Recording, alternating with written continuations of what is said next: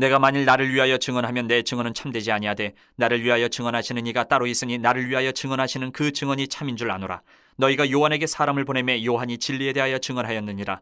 그러나 나는 사람에게서 증언을 취하지 아니하노라. 다만 이 말을 하는 것은 너희로 구원을 받게 하려 함이니라. 요한은 켜서 비추이는 등불이라. 너희가 한때 그 빛에 즐거이 있기를 원하였거니와 내게는 요한의 증거보다 더 큰 증거가 있으니 아버지께서 내게 주사 이루게 하시는 역사 곧 내가 하는 그 역사가 아버지께서 나를 보내신 것을 나를 위하여 증언하는 것이요 또한 나를 보내신 아버지께서 친히 나를 위하여 증언하셨느니라. 너희는 아무 때에도 그 음성을 듣지 못하였고 그 형상을 보지 못하였으며 그 말씀이 너희 속에 거하지 아니하니 이는 그가 보내신 이를 믿지 아니함이라. 너희가 성경에서 영생을 얻는 줄 생각하고 성경을 연구하거니와 이 성경이 곧 내게 대하여 증언하는 것이니라. 그러나 너희가 영생을 얻기 위하여 내게 오기를 원하지 아니하는도다. 나는 사람에게서 영광을 취하지 아니하노라. 다만 하나님을 사랑하는 것이 너희 속에 없음을 알았노라. 나는 내 아버지의 이름으로 왔음에 너희가 영접하지 아니하나 만일 다른 사람이 자기 이름으로 오면 영접하리라. 너희가 서로 영광을 취하고 유일하신 하나님께로부터 오는 영광은 구하지 아니하니 어찌 나를 믿을 수 있느냐. 내가 너희를 아버지께 고발할까 생각하지 말라. 너희를 고발하는 이가 있으니 곧 너희가 바라는 자 모세니라. 모세를 믿었더라면 또 나를 믿었으리니 이는 그가 내게 대하여 기록하였음이라. 그러나 그의 글도 믿지 아니하거든 어찌 내 말을 믿겠느냐 하시니라. 예수님 당시에 이 유대인들은 누구보다도 성경에 익숙한 사람들이었습니다. 율법 암송하고 전통을 지키고 신앙적인 자부심도 정말 대단한 사람들이었습니다. 그런데 정작 그들은 눈앞에 계신 하나님의 아들이신 예수님을 알아보지를 못했습니다. 성경을 열심히 읽으면서도 그 성경이 증언하는 분이 누구신지 또 그 증언하는 예수님을 거절했어요. 열심은 있었지만 믿음은 없었어요. 종교는 있었는데 그 속에 복음이 없었습니다. 오늘 본문이 바로 그 지점을 정말 아프게 찌르는 말씀이에요. 예수님은 당신이 누구신지 충분한 증거를 제시를 하셨어요. 문제는 증거가 부족해서가 아니고 마음의 방향이 잘못되어 있어서 그런 거예요. 하나님의 영광이 아니고 사람의 영광을 구하는 마음. 말씀을 붙들고 있으면서도 정작 말씀의 주인이신 예수님께로 나오지 않는 마음. 그것이 이 유대인들의 문제였어요. 그래서 오늘 이 말씀을 우리가 곰곰이 묵상을 하다 보면 참 불편하게 우리를 만드는 말씀이기도 해요. 그런데 그 불편함이 우리에게는 은혜입니다. 신앙은 외형이 아니라 중심을 보게 하시는 은혜예요, 은혜. 한번 생각해 보십시오. 나는 지금 뭘 보고 있는가? 말씀을 제대로 믿고 있는가? 아니면 말씀을 이용해서 그냥 나를 어떻게 좀 좋게 해보려고 하고 있지는 않는가? 오늘 본문을 통해서 우리는 다시 예수님이 누구신지를 듣고 우리 마음이 어디로 향하고 있는지를 점검하기를 바랍니다. 31절부터 40절을 보면 성경은 예수님을 분명하게 증언하고 있습니다. 39절에 이렇게 말씀하세요. 성경이 곧 내게 대하여 증언하는 것이니라. 예수님이 말씀하세요. 성경은 예수님을 증언하고 있다라고 말씀하신 거예요. 유대인들은 누구보다 열심히 성경을 연구를 했어요. 영생을 얻으려고 말씀을 정말 연구를 깊이 했습니다. 그런데 정작 영생을 주시는 분 앞에 서 있으면서도 예수님 앞에 나오지를 않아요. 말씀을 많이 아는 것과 말씀의 주인이신 예수님을 믿는 것은 다르다라는 거예요. 성경은 지식을 쌓는 책이 아닙니다. 성경은 우리를 예수 그리스도께로 인도하는 하나님의 증거예요. 그런데도 불구하고 성경을 읽으면서도 예수님을 만나지 못한다면 우리는 그냥 겉핥기로 껍데기만 붙들고 있는 거나 마찬가지인 거예요. 복음은 분명합니다. 말씀은 예수님께로 가라, 예수님께로 나아가라, 초청하는 거예요. 말씀은. 나는 그럼 말씀을 통해서 예수님께로 나가고 있는가? 아니면 말씀 자체를 그냥 많이 지식적으로 아는 것을 목적으로 하고 있는가? 스스로 살펴봐야 돼요. 여러분, 성경을 읽을 때마다 이렇게 기도해야 됩니다. 주님, 이 말씀 내가 읽고 묵상할 때마다 주님을 좀 더 알고 좀 더 사랑하게 해주십시오. 그렇게 기도해야 돼요. 말씀 묵상은 결국은 예수님과의 만남으로 나가야 돼요. 그냥 습관으로 끝내면 안 돼요. 지식이 아니고 순종으로 이어지도록 해야 됩니다. 그런데 유대인들은 거기까지 나가지 못한 거예요. 그럼 그 원인이 어디 있느냐? 41절부터 47절, 44절을 보면 예수님이 단언하십니다. 그들에게는 하나님 사랑하는 마음이 없다. 이렇게 말씀하세요. 그게 원인이다. 서로 영광 주고 받으면서도 하나님께로부터 오는 영광은 구하지를 않아요. 이것이 불신의 뿌리, 믿지 못하는 뿌리가 되는 거예요.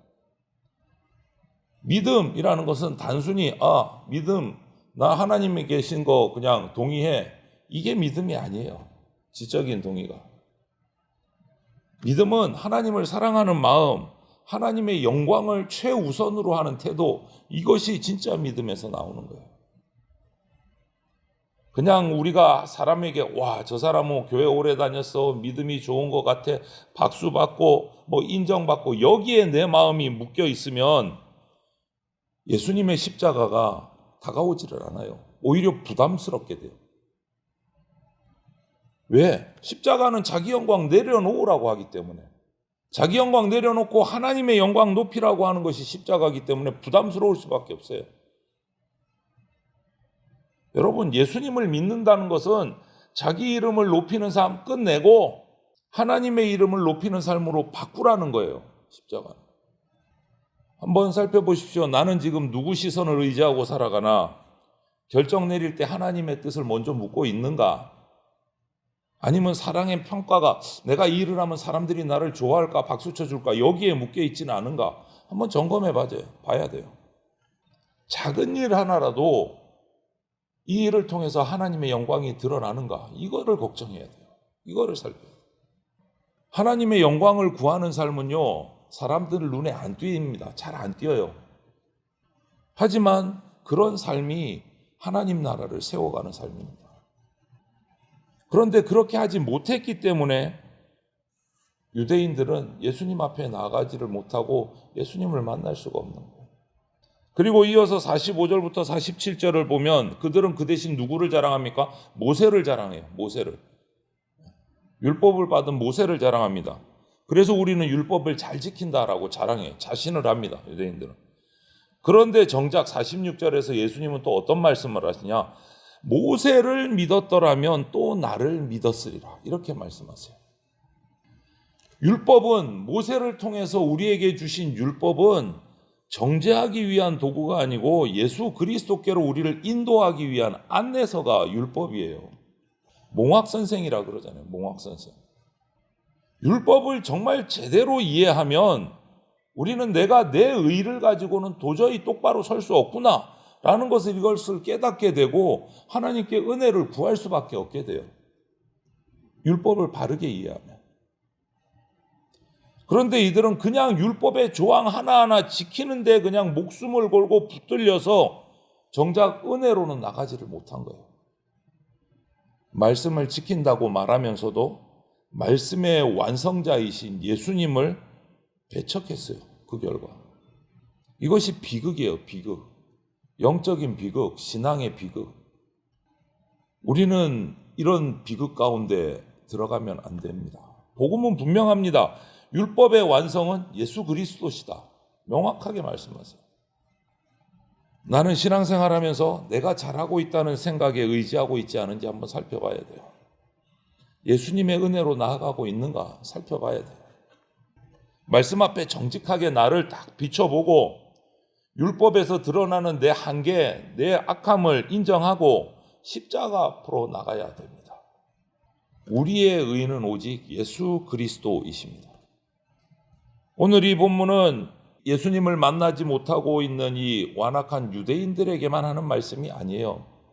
우리를 향해서 너 신앙 좀 점검해봐 라고 하시는 예수님의 말씀이에요. 여러분, 신앙은 잣대가 딱 세 가지입니다. 기억하십시오.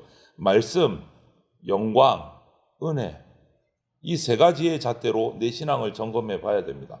어떻게 점검하느냐? 첫째, 나는 말씀을 통해서 예수님께 나가고 있는가 점검해 봐야 돼요. 말씀을 통해서.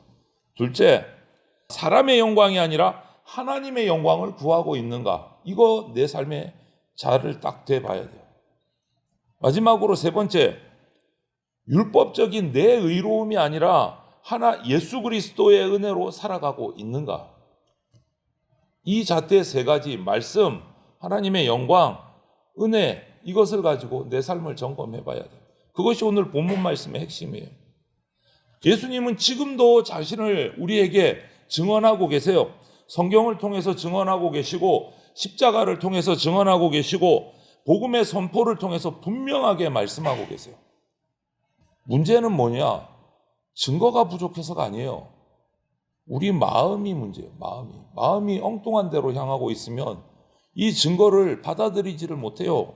증거가 가득함에도 불구하고 닫힌 마음은요, 가장 분명한 증거인 예수님의 그 빛 앞에서도 눈을 감아버립니다. 볼 생각을 안 해요. 하지만 겸손한 마음은 작은 말씀 한 구절에도 무릎을 꿇게 돼 있어요. 하나님이 사랑하는 성도 여러분, 성경을 그냥 많이 알고 연구하는 자리에서 멈추지 맙시다. 나는 1년에 몇 독씩 해. 거기에서 멈추면 안 돼요. 그 묵상을 통해서 성경이 증언하고 있는 예수님께까지 나가야 됩니다. 사람의 영광을 구하는 마음 버리고 하나님의 영광을 위해서 살겠다고 결단해야 됩니다. 모세가 아니라 모세가 증언한 예수 그리스도를 붙들어야 돼요. 증거는 그냥 흘러 넘쳐요. 충분합니다. 증거는. 이제 남은 거는 뭐예요? 겸손한 마음으로 그 증거 앞에서 우리가 예수님의 말씀에 응답하는 거예요. 응답하는 거예요. 예수님께 나오는 자에게 영생이 있습니다. 저와 여러분이 이 흘러 넘치는 말씀의 증거 앞에, 십자가의 증거 앞에 순종으로 응답하는 저와 여러분들이 다 되시기를 주님의 이름으로 축원을 드립니다. 아멘.